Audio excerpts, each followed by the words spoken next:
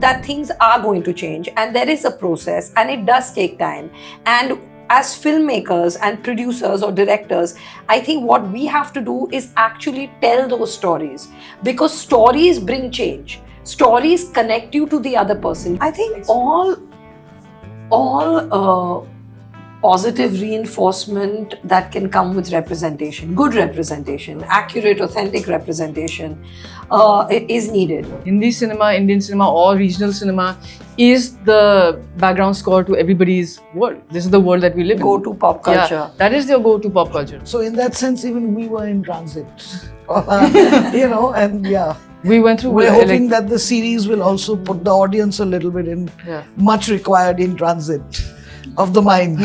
In that sense, I feel like audience, especially people who are film buffs, audiences who enjoy going to the theatre, they need to start understanding that when you go to the theatre, you're giving patronage to the filmmakers, to the producers.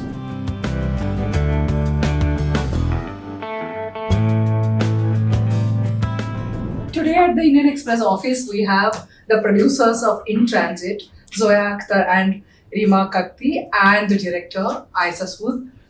We are going to have a discussion about the series which has just dropped on Amazon Prime Video, and of course talk about the LGBTQI community, which often is not part of a mainstream conversation when it comes to the world of entertainment. So we hope this becomes a conversation starter. By that I mean the series becomes a conversation starter. So you are following the life of 9 transgender non-binary personalities through the series. And the title is also In Transit.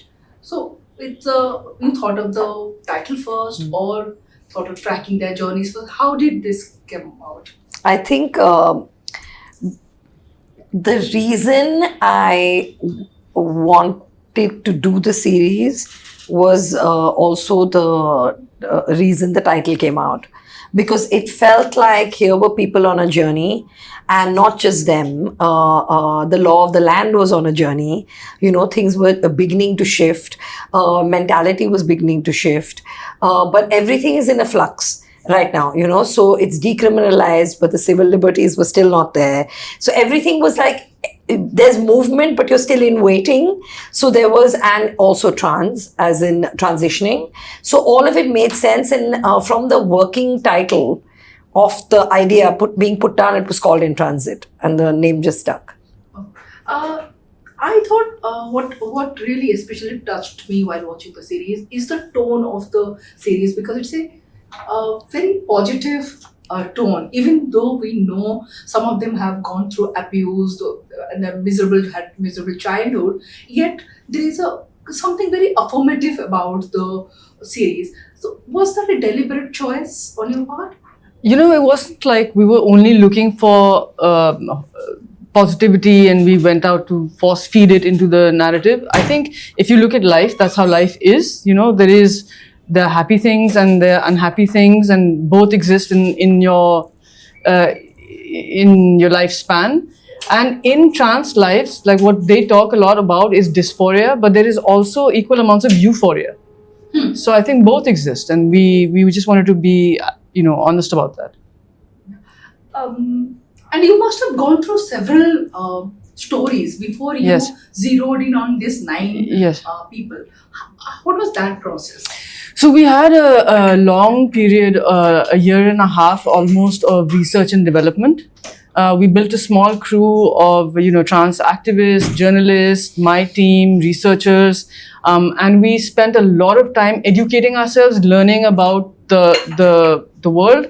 Through that time, we got obviously a lot of names started coming up. It's a lot of like your processes, like journalism for stories. So it is a little bit of a dance of like journalism and filmmaking that time.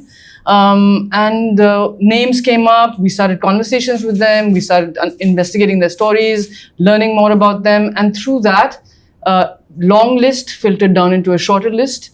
And also it depended a lot on, the characters who could actually tell their stories. Not everyone is in a position where they can tell their stories. So it was a lot about a balance of those things.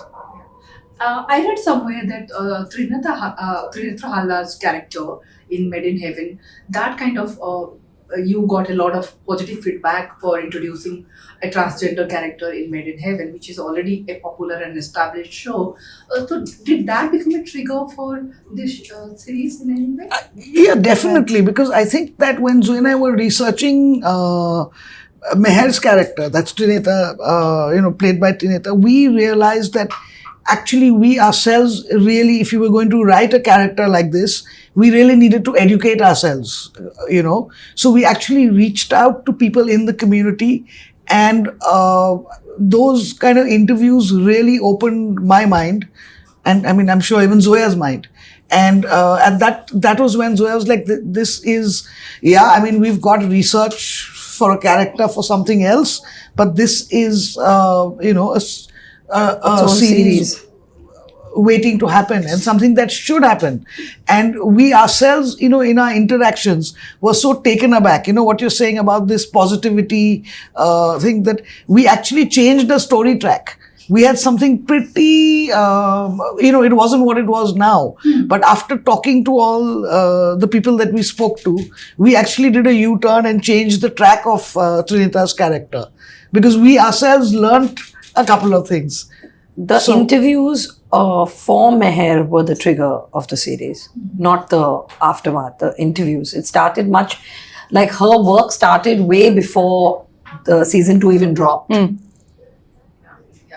And also, like, talking about positivity, Trinita herself is a doctor. She has completed her BPS, and a lot of the people that you follow through in transit, they're also educated and they're achievers in their own way. Did you thought of that?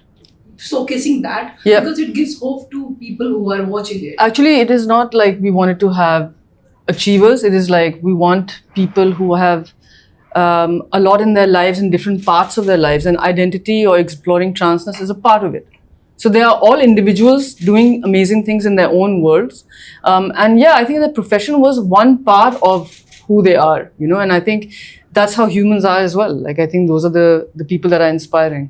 This is the question I want to ask is, right now, in 2018, the Supreme Court, brought a lot of hope, partially struck down the Article 377, and in some way gave the consent to the same-sex live-in relationship. But again, when it came to framing the rules, when it came to same-sex marriage or adoption laws, all this detailing it, that they left to the legislature, and rightly so. It's been 7 years now, and it's not heading anywhere. I mean, though, if you look at the filmmakers, or if you look at through various other social screens or social media, there's a lot of debate. But when it comes to this discussion in Indian Parliament, or when it comes to legislature, state legislature, I think there's still some kind of apprehension, and serious apprehension. So as filmmakers, as producers, directors, and what are your thoughts on that? And what are you expecting from the Indian Parliament? When we wrote Made in Heaven, season 1, at that time, it was still a criminal act. And we filmed that in 2018. It released March 8th, 2019. And before it dropped, it was decriminalized. It was literally like you put out a manifestation and suddenly it was decriminalized. So it was, and we had to put a thing at the end of it because in the series, it wasn't decriminalized when we had made it. But I think I'm very hopeful, and I think that things are going to change, and there is a process, and it does take time. And as filmmakers and producers or directors, I think what we have to do is actually tell those stories, because stories bring change. Stories connect you to the other person. You think this is too much, this is not for me, this is not my culture, this is not someone next to me, this is not happening in my land. But that's only when you realize that it's happening around you. These are the people, they have the same concerns as you, they're living in the same system as you are. I think slowly stories bring us closer. They show us how familiar we are, and that's our role. Our role is to just tell stories and then leave it to the powers that be. But we have to bring the humanity of it out. Yeah, but societal acceptance, I mean, we feel somewhere there's still that kind of a denial, I mean, No, of I course feel, there is. sorry, but, sorry. Yeah, but I do feel like, like Zoya said, it's a process. And what was, how things were 30 years ago, today it's better. Marginally better, may not be a lot better, but this is how things change. Like any kind of social change, I think takes a very long time. And it starts with people realizing that there is a need for that.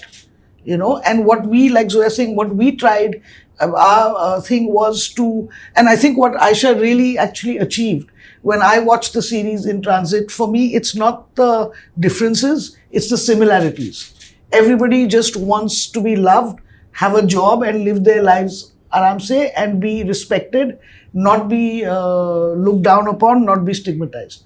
That's pretty much so what I can do as a filmmaker is show to an audience who's willing to watch something like this, that actually this is the experience, it's the human experience and it's similar.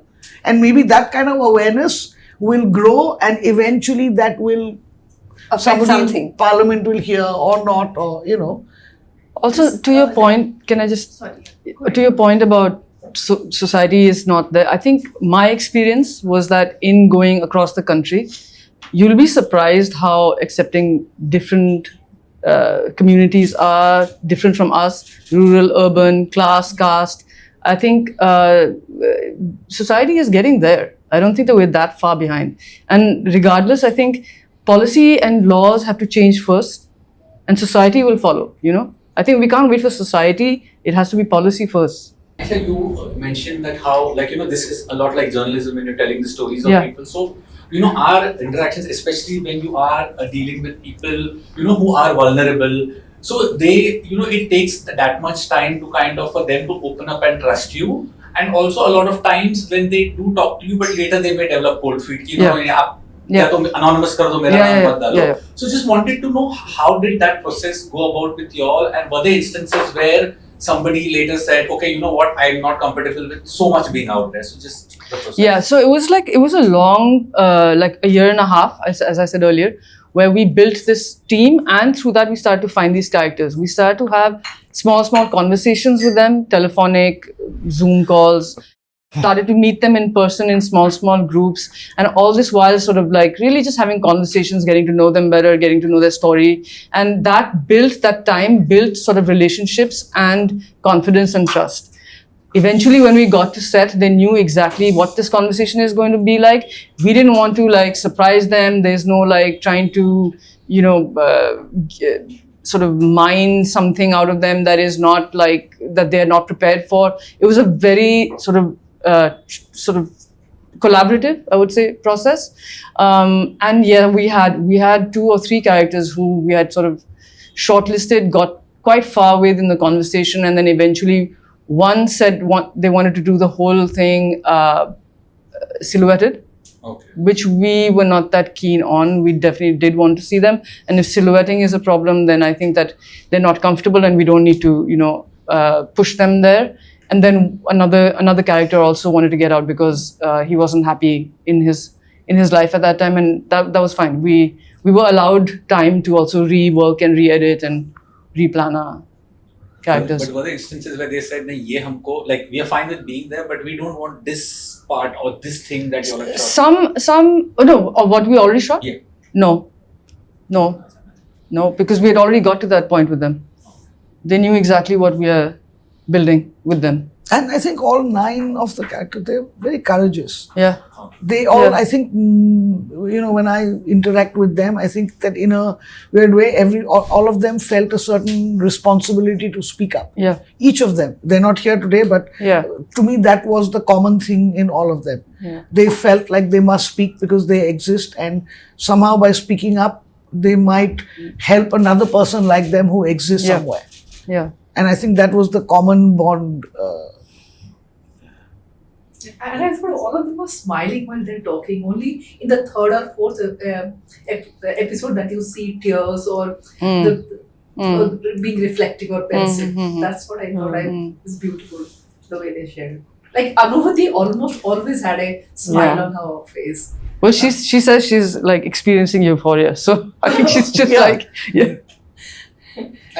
But she's Anubhuti works at Tata Steel and is in charge of like fix. So she's making changes in, like today she said earlier where we were in one of the largest corporate houses in India and oldest. But she's there to make changes for inclusivity. So it is actually very positive when you look at how individually everybody in their small way is trying to make a difference. So, in your experience, all of you, what are the positive changes you've seen over the last decade, and how much has like filmmaking contributed to it? Because I feel that filmmaking is a very powerful medium, and when you see something up there on the screen, and you feel a certain sense of like courage that maybe I can also do this, or maybe it gets you thinking. Like I know of several parents who kind of like began to open their minds to their children who may be of a like LGBTQ preference, and because they saw something on screen and they felt that it's okay to be that way, sort of thing. So, in your experience, what are the positive things that you've seen in your like? I think all positive reinforcement that can come with representation, good representation, accurate, authentic representation, is needed. Because you may be somewhere, you may be growing up and feeling different and not having any paradigm. You may not have that in your family or in your friend circle or in your school. And that could be a very isolating experience. So when you are able to see that on screen, you definitely feel, okay, I'm not alone. And okay, there is something out there. And this exists and this can thrive as well. So I think that is very important, and that comes with all kinds of things, whether it's your community, it could be your sexuality, it could be your disability, it could be it could be even a point of view. It could be for a certain period or a certain era, it may have been women that were independent. Right. So it could be anything. You just need to see how you feel represented in a way that maybe not in your immediate environment, and that makes you feel like part of society, and in a good way. So I think it's very important to have that. And I think Aryan also articulates this like right up top in episode 1. He talks about seeing Kajal Bhai, and that like he's getting a lot of DMs about Kajal Bhai. Apparently, it is a thing. So it's like. Filmmaker, which medium you think is more effective while telling stories? Is it serials like in OTT platforms, or feature film, or a documentary? What is your? There's no thing you can choose. It depends on how stories lend themselves to certain mediums. Like a certain film you can't stretch for 8 hours of content. A certain series you can't put in 2 hours. It needs that time. Certain things should remain short films. So they have their own thing, but you can't say like what is more effective. Like what interests you more? I'm greedy. I'll take anything. Like I love storytelling, and I would tell a story in whatever form I think it works if I'm given a chance. But my heart is in features. That's what I love the most. But I like everything. Yeah, I think I watch all three. And as an audience, I love all three. I can't choose between one format or the other. Maybe as a filmmaker, like Zoya saying, my heart is in feature filmmaking. But that's not to say that I don't enjoy long format. Or I haven't enjoyed, or series, non-fiction series. So, yeah. What I really, there are some revelations that you face when watching series like this. One of this from the series, one was when Aryan talks about the change in the voice because singing and Rumi, yeah. Sorry. No. So and for me that was a revelation that the professional hazard. Like it is a hazard in the profession while you're in transit. Yeah. What were some of the revelations that you guys while making, because it was a long time and you did interact with a lot of people? I think personal sort of transitional moments and revelations, for me, discovering this idea of euphoria was a big revelation, actually. I didn't, I had read about it intellectually and academically what dysphoria is. And I knew it, and I knew that we needed a character who's going to talk to us about it. I didn't realize actually that transitioning can lead to a state of euphoria, because then you're in a body that you own and you accept. And a bunch of our characters have been through it. So I think that was a big learning for me. And also that it's not always about the body only, transitioning and the learnings from it. In fact, we never asked any of our characters, like, we don't ask this on camera, like, have you transitioned or have you not? If they tell us about it, we talk about it. But sometimes some of the characters have not actually had a physical transition. So, Right. yeah. And talking about this line of questions, were there a set of line of questions that you would not ask? And because you have also spoken about the right representation. So when you're approaching subjects, and as you said, Trinetra's character was like probably the school, like entry into that school, right? And now it's leveling up with every new season or the series. What were like, was there like some do's, don'ts in the line of questions? There were a lot of do's and don'ts that we kept. It's not just about questioning, but it's about the approach to our characters. And we never wanted to make them feel like we're being voyeuristic to their lives. We are not trying to poke at what is under the skirt or the pants. It was built in a way that can we be very respectful and can we have a dialogue about these people. So I think broadly, even our questions followed that. It wasn't that I was never going to ask them like, have you had your top surgery and what did that feel like? This is not, I'm not going to go there. If you're going to talk to me about your surgery and we're going to start talking about how you feel afterwards, we can do that. Or for example, Rumi talking about taking testosterone. I'm not going to go and probe and be like, because I feel that that's intrusive and it's a bit voyeuristic to ask about their medical health and their, like, are you taking hormones and is your mental health okay? Let them offer it up. But I will ask you questions that will lead me there. So, on social media, there's so much black and white. Someone like a J.K. Rowling herself is like, leading the whole anti-trans, if I can say that. In that sense, then to bring like a lot of nuance and layers, in a show like this, how do you achieve that, given how complicated the topic anyway is? When you especially say that, obviously you want to ask questions which are probing, but also to know the right language. I mean, we're all learning a lot of things when it comes to how do we write and which pronouns to use, all of that. So how does that work? Like when you're we went through a phase of research. Through that phase, we really taught ourselves how to pronouns, how to have conversations about even talking about somebody when they're not in the room. So we taught ourselves, and some of our characters gave us those leads in our research and conversation with them. For example, Patruni, at the time that we shot with Patruni, only wanted to be referred as Sass as pronouns. So the whole crew had to be taught, you're not going to say he is going to the bathroom or even they is, Sass is going to the bathroom. And we would slip up, like how, because it's not enough. But we taught ourselves how are we going to speak this language. And I think in that sort of teaching ourselves of the nuances of transness and trans expression, I also, trans expression in life in India is way more complex and diverse and interesting than it is in the West, at least. I have not studied it so much in the West, but like India, it is like extremely vibrant, extremely different in every place. If a home, in homes, it's different. And I think we just wanted to let that shine. We wanted to let that sing, and we wanted that to be authentic. So I think every character comes with their own. And we're not going to judge you. Like if you, like Patruni is a drag queen who has a straight family and a child, but it doesn't like those pronouns. And yes, sure, why not? Is there any, since you said about it, is there any talk within the film industry about the portrayal of LGBTQ characters in the mainstream films? Are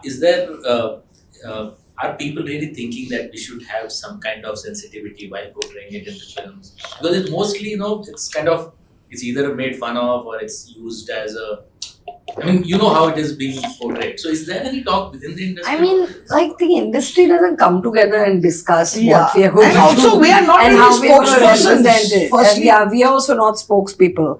I think it's a very individual thing. It's a creative job. There are artists doing work, so they'll do what they want to do, you know. And honestly, now the conversation is coming from the press that calls it out, the citizens that call it out on social media, where if they find something offensive, they call it out, you know. So that's where it's at. And our job is to make sure we can try and get as close to the lived in experience as possible and be responsible to the community we are representing and do it in the best way possible. But we can't speak for anyone else, you know. And I'm sure people also are learning and educating themselves as we are. So hopefully. I have a related question. You mentioned Kajal Bhai, and for years, for decades, Rekha and Sridevi have been queer icons. And there's a very beautiful bit when Rumi says that how she lives in, like, Hindi cinema is something which that stirs her soul, Yeah. and that is what goes on in her mind, which like, even though she's a classical singer. So what is the impact Hindi cinema had on the queer community so far, and mainly the positive impact I'm asking? I think we all live in the same society, right? Yeah. So the Hindi cinema, Indian cinema, or regional cinema is the background score to everybody's world. This is the world that we live in. Go-to pop culture. Yeah, that is your go-to pop culture, right? So when you talk about childhood or references or any of those kind of things, the song that you love, which we ask a lot of our characters, like Pathuni again, he's got some Telugu, Bandaru Konda is his favorite, you know, like so yeah, I mean, it's the world, cinema is the world that everyone sort of feeds off, you know. I want to know how big a crew did you work with for the series, and was there like sensitization workshops and sessions being held? Because slip-ups do happen here because you're so passively conditioned for so many years. Right? Even when we're talking, or you take that pause. Just to make sure that you're using the correct pronoun. Yes. So what we did was we had a team that did a sensitization workshop. We also built these things that we called pitaras, that we had like quick references with slides for each crew member in Hindi, Urdu and English. And everyone was taken through it, like from pronouns to how to talk to people, address people going to bathrooms. You know what film crews are like, shirt utari, all this is going on. So like, you know, don't go and put your hands everywhere and like, I don't think you may know. No, I don't mean that, but you know what I mean. You like, know, you have to be sensitive. Be You know, respectful. If someone is using a certain bathroom, let them do not question.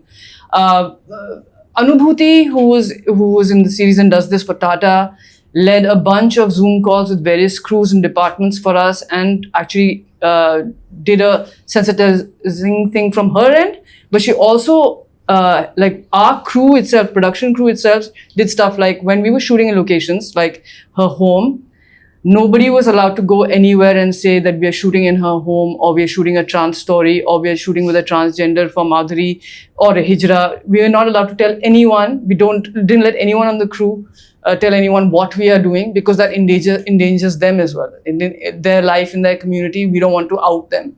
If we're shooting on the road with multiple cameras, we wanted to make sure that we get them in and out of their homes safely. So there was a lot of stuff that we did, from like sensitizing ourselves, but also make sure that their security and safety is good. And was it challenging because like when it comes to say three of you, or maybe the first line of production team, but there's also the spot part. There are also a lot of people we went through with everybody.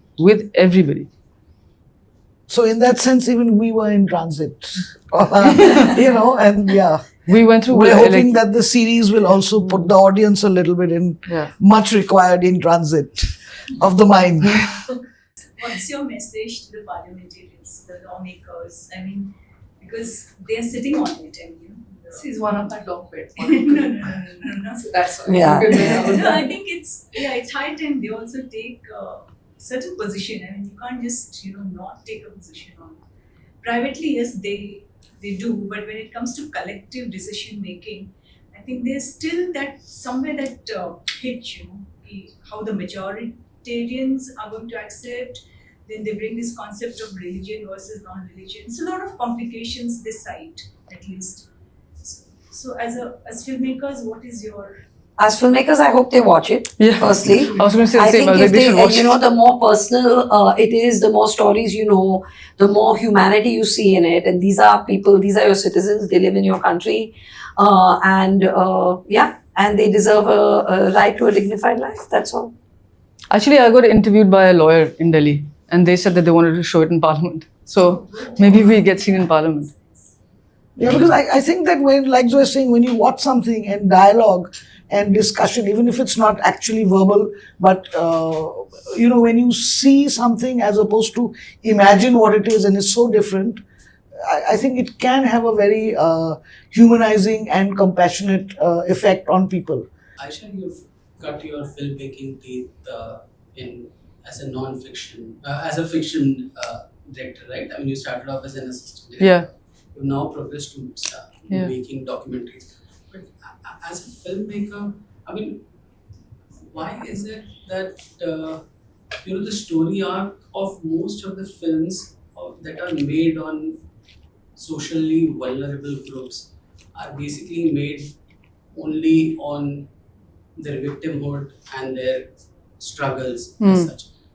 Why is it difficult for Indian filmmakers makes these sensitive topics, films, like say a birdcage? I mean, our Indian audience, like, is it that our directors lack that skill of making a film of that kind, or the directors are afraid because they do not know whether the audiences would like something like a birdcage, which kind of handles the same issue in a very subtle... I'm not sure I can answer that actually, because I mean, we'll have to ask them. Birdcage also is a very rare example, and Yeah. I think it's a French novel. I think. It's a French film which was remade. Yeah, but The I French think it's a film was book, remade. and then Yeah, it yeah. became a French film. Yeah, I yeah. think became a French film, and then was remade in the States because Also, it's a very rare.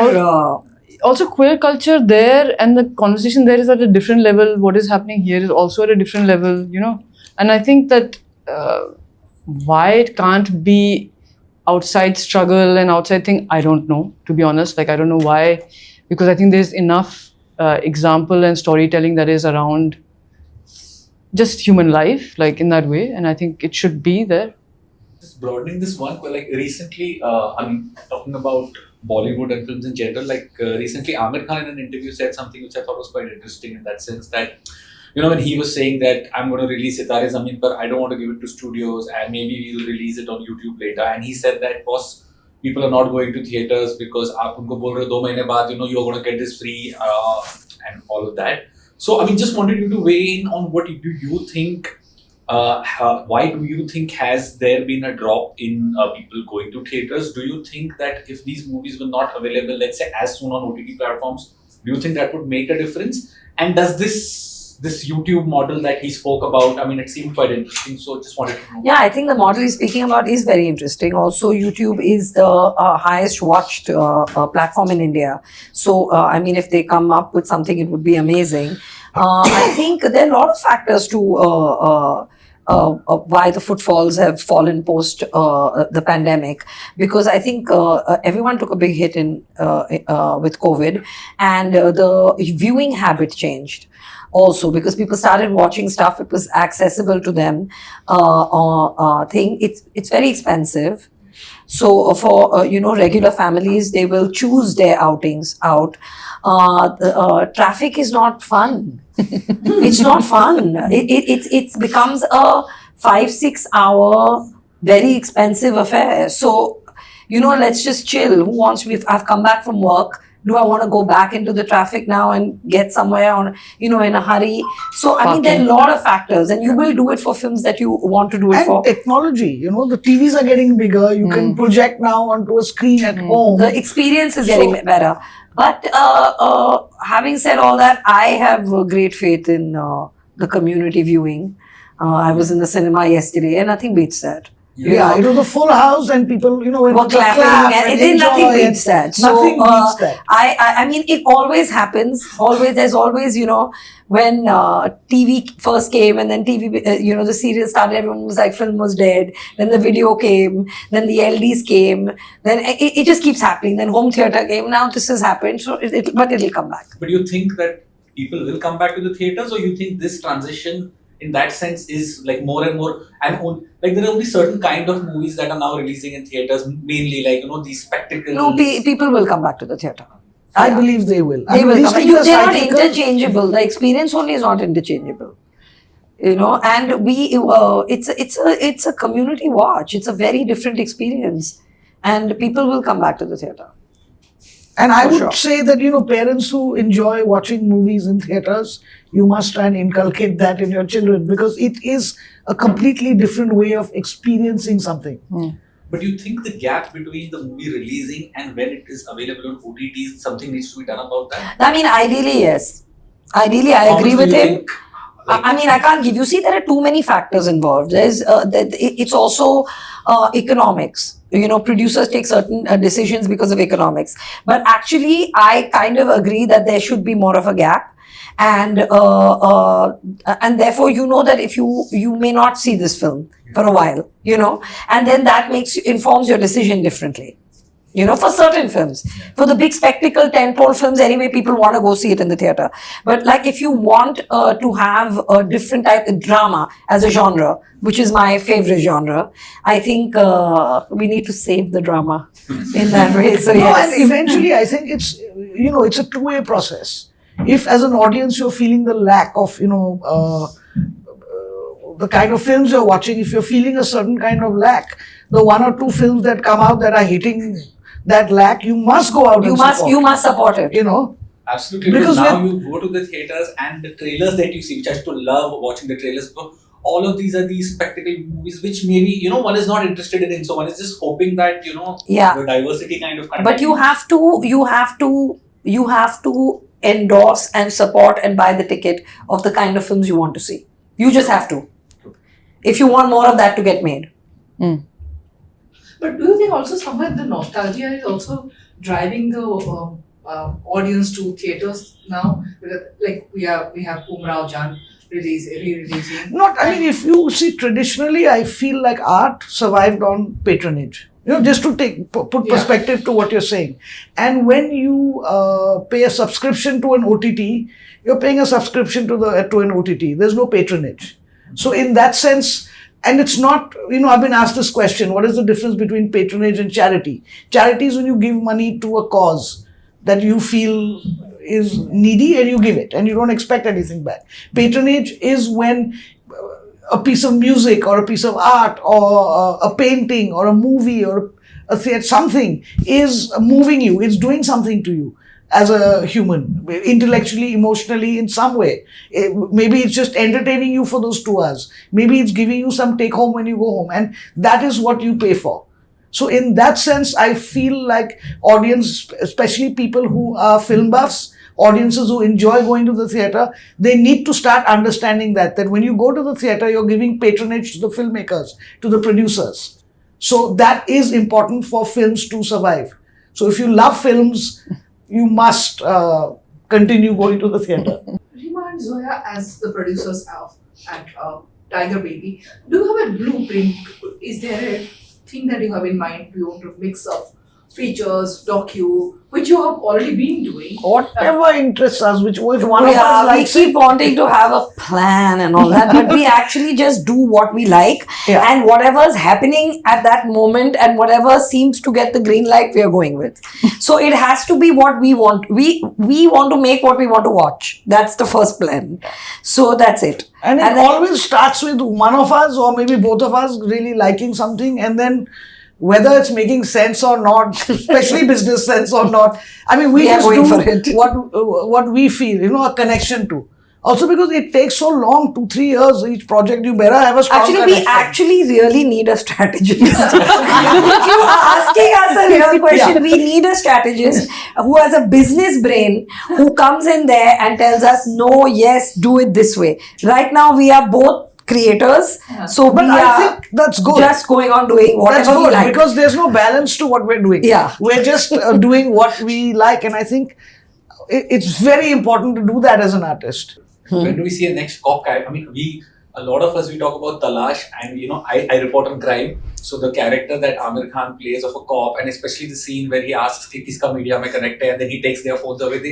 It felt so real in that sense. I mean, it was really well Because done. we have spent so much time in the cop station. And we did do a They bit of was- research, and it was our first film. We had never made the first film we wrote. We had never made anything before that. They didn't know us. So we, because of some production people, got introduced to a cop at the car police station. They were so nice to us. And we were like two assistant directors, and we were like, we want to research, we want to write a script. So they kind of entertained us, but they were really cool. They realized we were serious because we would keep going there. They took us to the Gymkhana club where they lived. They showed us everything. Then they told us stuff. We got characters from them. But We you got- always, I think, the craziest thing for me was, if this was for Dahar. I was talking to a lady policewoman, and she said that even somebody was like teasing her when she was in uniform. So I actually added that in Dahar because I found that who would eve tease a cop in uniform? In India, we'll find somebody who wants to do that. So, you find things that you would You're not going to think know. about yourself. My question was about the previous work. What is this obsession about journey? Like I always wanted to ask, Dil Dhadakne Do ya kuch bhi ho. Matlab, the family is going on a journey and they, with the I'm travel So obsessed. why? Like, I don't know. I think I found I like traveling. I find it very cathartic. I've done I can't even explain how many road trips I've done in India and abroad. And I just have always wanted to. Every time I'm on a road trip, I'm like, I want to make a film because I find there's something there's something about being completely still while moving. So you're moving, but you're like with your head and your thoughts, and you're totally still, but everything is in motion. And there's something very beautiful there, and I'm very attracted to it. And I find leaving and coming back, like it just changes something. It changes my mojo up. So I'm attracted to it. Also, it's fun to shoot in different places. That helps. Yeah. You had mentioned when I had spoken to you during Archie's promotions, you said you are writing, you would love to do an action movie. So can we expect an action movie from you soon? Well, we're developing things, but I don't know if that's my next. I don't know yet. Yeah. Yeah. As co-screenwriters, do you disagree a lot? We we've worked it generally out now. disagree a lot. Yeah. Not just as We're actually better off writing. Yeah. No, we've come up with a system, and now we're in a good place. So we don't have to solve the problem there and then. We work it out, and whoever's the director of that piece gets the final word. So it's quite simple. Yeah. did you face any difficulties because of these two? We can ask you later. No, I just had a lot of entertainment. No difficulties, only lots of laughs. What's your dream project which you still... I don't know. I mean, we don't have a dream. I mean, I don't know if I have one dream. I think, like, for the longest time, my dream project was to make the first film. I think Luck by Chance could have been my dream project. But after that, it's like, then it just, once that hurdle is crossed, you're Yeah. okay. Then it's like, what do I like? whatever But you're that doing big right dream now doesn't is your, happen. Yeah. Well, you tend to be really next is a blinker. dream project. as at least I tend to be like this. So whatever I'm doing right now is my dream project. And Yeah. then once that gets over, the next one feels like that. I just had one question. I mean, you can choose to answer or not. Like in today's day and age, like after a movie comes in or something comes up, there will be people who will come on social media and say, "Okay, yaar, boss, this is like you all faced after Made in Heaven. Ki yaar, ye to hamari story thi. Aapne ye." Like that fear will always be there. There people could say, "Aapne appropriate kiya, aapne boli nahi boli." So, and especially if you're doing, something on somebody's life or something like that, or it may not be related, but a person feels like that. So, how do you deal with that kind of? See, the thing is, if there is a lot of cachet and a lot of heft when it's a true story. So if it's a true story, we will first go out and take someone's permission, rights, research, blessing, and put it out that this is a true story. It will only benefit us. When it's not a true story, and if people feel that way, we can't control it. and they are free to say what they want, and they're free to take action and go to court, and we obviously can prove it's not a true story. So we can't get into it, you know. But for me, it's like true stories are amazing if you can say it's a true story. It really helps you. So why would I not come to you and take your permission? I would take your permission because it will only benefit me, you know, to say that this is a true story. But if it's not, and if someone feels that way, then I mean you can't do anything. Yeah, and also I feel in the this day and age of social media, in that sense, a lot of these conversations actually should happen in. If you really feel this way, you should go to court. But nobody actually goes to court. They just want the media attention and the social media attention, and then it ends. But like Zoya is saying, it actually gives your work heft, a true story. So why would you not do it? But at the same time, if it is not you, I can't. I mean, you are going on insisting it's you. But I can't, nah, because if I had said it's this person, then the person can turn around and say it's not me, but it's not you. So I can't think it. It's yeah. Like a very personal question. Most of your films that you've been making, I mean, have like a very are either based on individuals, their lived experience in a sense. So, Gully Boy had a lot of people feel that it was a story of what's that guy's name? Nancy. Superboys of Malegaon. You know, Nasir, Farooq, he has passed away, but you would have spent a lot of time with these people, you know, 4 or 5 months. You with the Butcher of Delhi, you would have spent time with the characters. You have finished the film and you move on. There are a lot of expectations that those people somehow have with you as well. I mean, because of the time that they've spent. How do you handle that pressure? Or do like film directors just cut them off and say, okay, now, I mean, no, you have different, no, it doesn't work like that. You have different relationships with different people.